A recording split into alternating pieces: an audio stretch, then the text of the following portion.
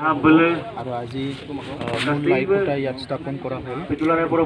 আমি আশা কৰিছোঁ ভগৱানৰ আশীৰ্বাদত আৰু ৰাইজৰ সহযোগত এই 52তম যিটো অধিৱেশন সেইটো সফল হ'ব। আৰু ইয়াত আমি নিখিল বড়ো ছাত্ৰ সন্থা হিচাপে যিখিনি ফিল্ডত আমি কাম কৰি আছোঁ, সেই ফিল্ডত আমি যিবিলাক সমস্যাৰ সন্মুখীন হৈছোঁ, সামাজিকভাৱে হওক বা চৰকাৰীভাৱে হওক বা বিভিন্ন দিশত যিবিলাক সমস্যা আজি আমি চবে সন্মুখীন হৈ আছোঁ, সমস্যাবিলাকৰ সমাধান বিচাৰি পেলাই আমি বিশেষকৈ ইয়াত আলোচনা চক্ৰ, আমাৰ প্ৰতিনিধি সভা সেইবিলাক আমি অনুষ্ঠিত কৰিম। আৰু বিশেষকৈ যিটো কনভেনশ্যনটো আগুৱাই অনাৰ কথাটো কৈছে যে আমি বহুত বছৰৰ পৰাই চাই আছোঁ যে আমি একাডেমিক ইয়াৰৰ লগত মিলাব বিচাৰিছোঁ।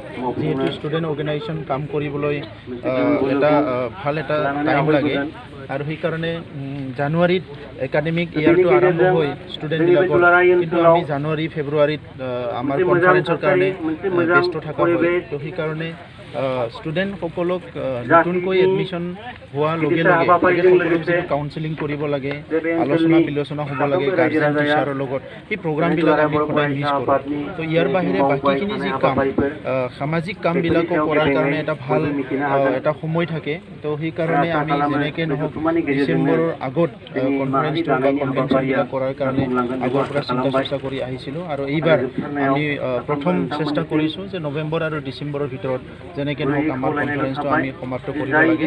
আৰু নেক্সট ছেশ্যনত আমি জানুৱাৰী 1 তাৰিখৰ পৰাই মানে এটা নতুন এটা প্ৰগ্ৰাম লৈ পেলাই কাম যাতে আৰম্ভ কৰি উদ্দেশ্য ৰাখি আমাৰ যিটো কনভেনশ্যন সেইটো আমি আগুৱাই আনিছোঁ।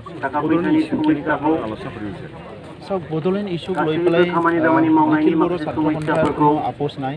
ইয়াত আমি যোৱা দীৰ্ঘদিন ধৰি আৰু সংগ্ৰাম কৰিছোঁ, এতিয়াও কৰি আছোঁ আৰু ভৱিষ্যতো কৰি যাম। কিন্তু ইয়াত আন্দোলনকাৰী সংগঠন বুলি ক'লে অকল নিখিল বড়ো ছাত্ৰ সন্থা নহয়, ইয়াত সশস্ত্ৰ সংগ্ৰামী হিচাপে NDP আছে আৰু বিভিন্ন দল সংগঠন আছে।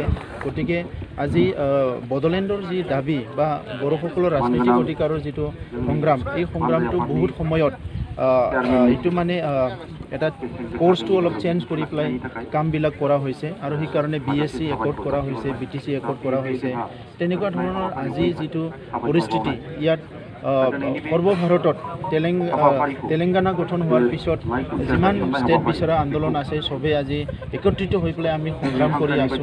আৰু শেহতীয়াভাৱে ছেকেণ্ড যিটো NDA গভৰ্ণমেণ্ট আহিল মোদী ডাঙৰীয়াৰ নেতৃত্বত, ইয়াত জম্মু কাশ্মীৰটো এটা ষ্টেট আছিলে, সেই ষ্টেটটো দুভাগ কৰি পেলাই দুটা ইউনিয়ন টেৰিটৰী গঠন কৰা হ'ল।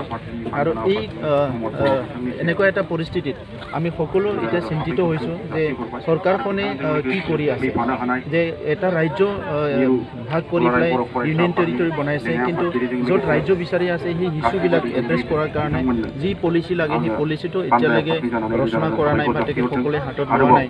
তো এইটোৰ কাৰণে আমি সকলোৱে চিন্তিত হৈছোঁ। সেইকাৰণে কিন্তু আমি এইটোক লৈ পেলাই কোনো আমাৰ চিন্তাধাৰাটো সলনি কৰাৰ কোনো কথা ভবা নাই। কাৰণ বড়োসকলৰ পৰিচয়, অস্তিত্ব লৈ জীয়াই থকাৰ প্ৰশ্ন, ভূমিৰ নিৰাপত্তাৰ প্ৰশ্ন, ৰাজনৈতিক অধিকাৰ সাব্যস্ত কৰাৰ প্ৰশ্ন, এই গোটেই প্ৰশ্নটো আজি ইয়াৰ উত্তৰটো আজিলৈকে অহা নাই।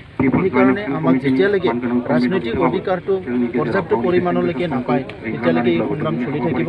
গতিকে চৰকাৰক আমি দাবী জনাইছোঁ, যোৱাবেলি যেনেকৈ এটা পলিটিকেল লেভেলত ডিছকাশ্যন কৰি আগবাঢ়ি আছিলে, এতিয়াও পলিটিকেল লেভেলত ডিছকাশ্যন হ'ব লাগে।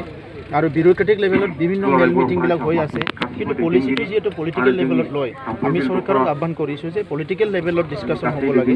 আৰু ইয়াৰ কাৰণে এটা পলিচি ডিচিশ্যন চৰকাৰে এনাউন্স কৰিব লাগে আৰু সেইটো সমাধান কৰিব লাগে, সেইটো আমি বিচাৰোঁ। Thank U.